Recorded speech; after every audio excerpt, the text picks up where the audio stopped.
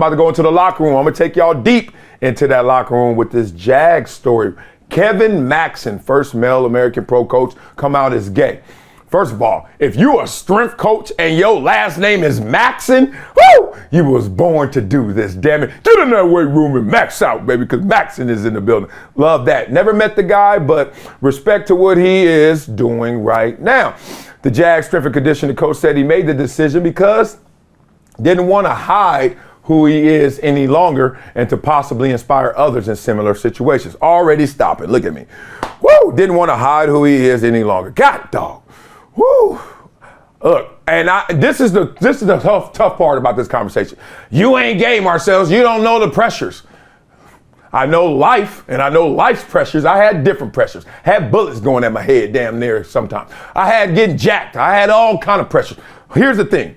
I never, ever, and I'm not alone, felt like this world wasn't going to hear who I was and see who I was. And I wasn't going to let anybody tell me different because nobody else going to live for me. So it's too late for Kevin Maxen. All these years have passed. But for all y'all youngsters out there, whoever watching, or if you are guardian of anyone young, tell them people they are enough, whoever they are, and be themselves, right?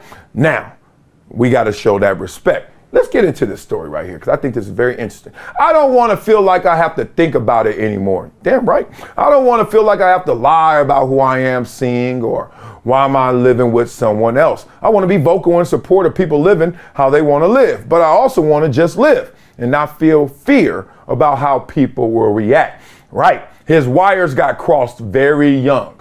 And I'm talking about he put in priority the reception of himself before the projection of himself. And that happens a lot, man. And if you don't check it, it will happen. My 4-year-old is like that. She says a lot of stuff that is based on, oh, they don't like this. Oh, they won't care. And I'm over here just rewiring her. I'm like, no. You first, baby. You know, no I and T, but it's a me, damn it. We gonna talk about us to them, not them to us in priority. Got to do it that way. All right. So he talked about it. It's a decision and a move that drew some praise. And of course, from their owner, Shad Khan, who was a vocal and emphatic supporter of a city ordinance expanding protections on the grounds of sexual orientation, gender identity, and gender expression. Interesting city ordinance because, you know, right now the reputation and the perception of Florida doesn't seem like they got the widest open arms for this, but that city ordinance is trying to expand that. So he said in a statement, the owner of the Jags, he appreciated reading Kevin's story. Kevin is a Jacksonville Jaguar through and through and a key member of our football team and community. I look forward to seeing Kevin next week at training camp and hope that he comes to work each day during camp and through the season feeling confident, free, and at peace. I know our players and staff feel the same. Y'all catch that last sentence? He like, look, let me find out. Anybody around here set tripping?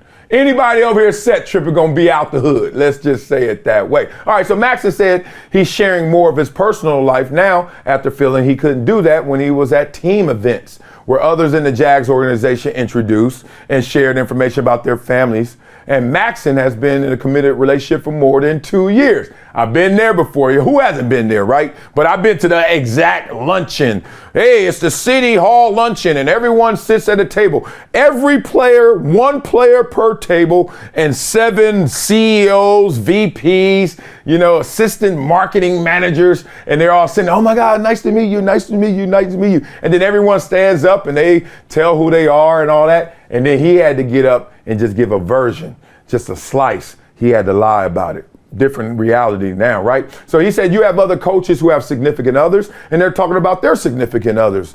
And I felt guilty that I couldn't do the same, that I was letting myself down.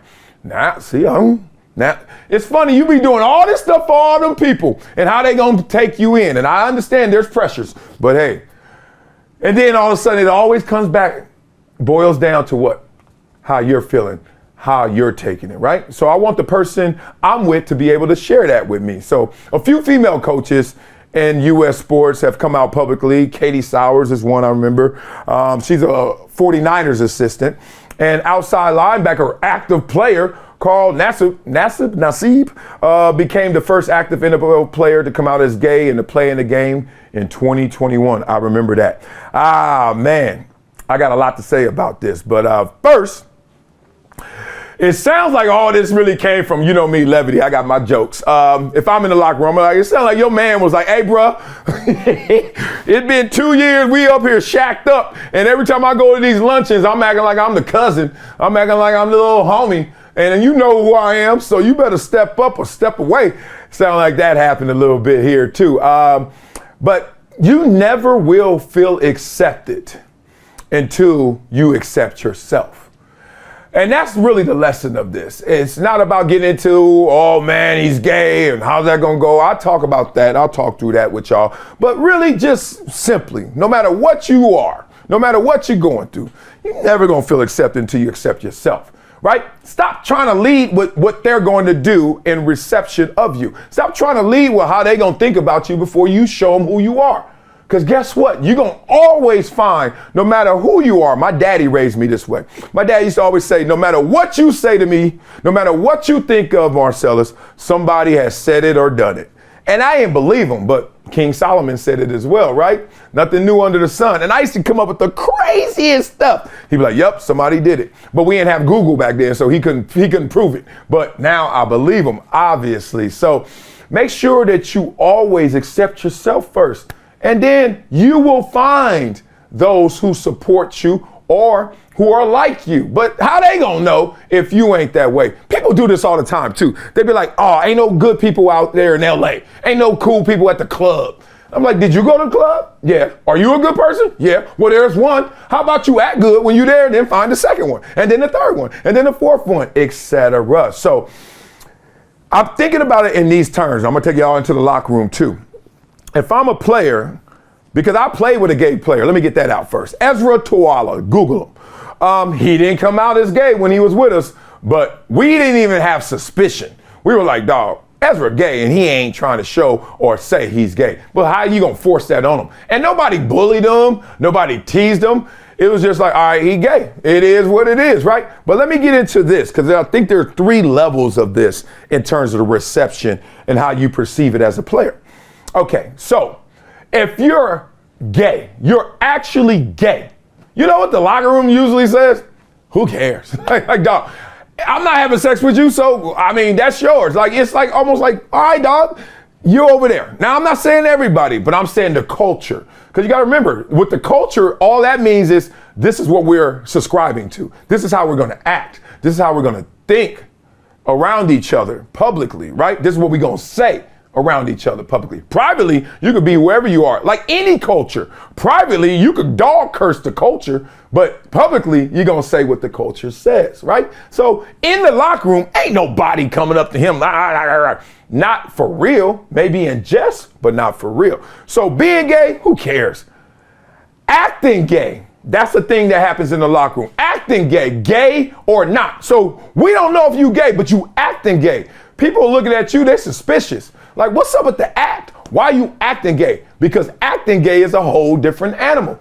And I know a lot of gay people who be like, dog, why do people act gay? It's funny because it's like, how do you act black? How do you act white? You see what I'm saying? Like, there's this whole like weird terrain between who you really are and why are you projecting like you are black, white, gay? Just be, right? So that I have seen that get hit with some issues, right?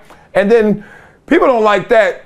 You act heterosexual, too manly, too macho. Oh, I'll get all the ladies. Man, shut up. Just go get a girl number. Nobody want to hear how you acting like you gonna do all that stuff. Now, the toughest one, the one that is the most torture to anybody in this situation is not acting like you are, but you are, whatever that is. And in this situation, not being who you are, not going to the actual luncheons and saying exactly who you are, exactly who that guy is next to you that we see everywhere, but you keep saying that's the homeboy, right? That's the cousin. Now, that's the torture to you. You may be projecting that on me. Bro, I ain't tripping, but I'm suspicious because you acting like that ain't your man, and damn, dog. That's your man, ain't he? Ain't that your boy? Ain't that your boy? Don't lie. All right, so that's when the torture comes in. Be careful between what you are living in reality and what you're really projecting on the crowd that they ain't even living in for real. So I'm glad he got the weight off his shoulders. And I meant that pun, damn it, because he's a weight coach. He got the weight off his shoulders, right? Hilarious. Oh, man. And to learn and to live through the difference between being accepted and being liked. We got to especially do this with our kids, man. Tell them people, man, look, do not get in no popularity contest about who you really are, right? Add up who's with you, not against you. Situations like this. And there's going to be certain subcultures, some purists of the Bible. Some people are just going to be like, literal scripture says it. Look, you're going to have to deal with issues no matter who you are, no matter what you are. I deal with issues no matter what I say. Somebody, Marcellus don't get it. All right, well, I don't get it, but I got it. Whatever I want, I'm going to go get it, but I don't get what you got. Okay, you ain't getting what I got. But don't be tripping on stuff like that, man. Let that stuff go. So y'all agree with his decision to announce this news publicly? That was an angle of it too. He ain't just go, He may have done that and we didn't know, but it's like, I want the world to know. So all y'all back up. Here I am for real, right? And do you think this is going to inspire more people to do the same? I think that's a duh answer, but at the same time, it may be a situation where some people have found their peace, as they would think it is, in their silence. And that's what's tough. There's nothing worse than when you buy into less and you actually feel satisfied, right? When you just feel like, okay, you're desensitized to your greatest version. You're like, I don't even get that. I ain't even gonna try that. That comes with too many headaches, too many issues. And you just take a lower aim and get comfortable in there. So I wanna see how you guys respond to this, because I know if I'm my locker was next to Ezra's, and boy, he wasn't fooling me. I was like, Ezra, it's okay. And then when he retired, he came out the closet. Kind of tough, man, being in that locker room all them years and still also in the closet.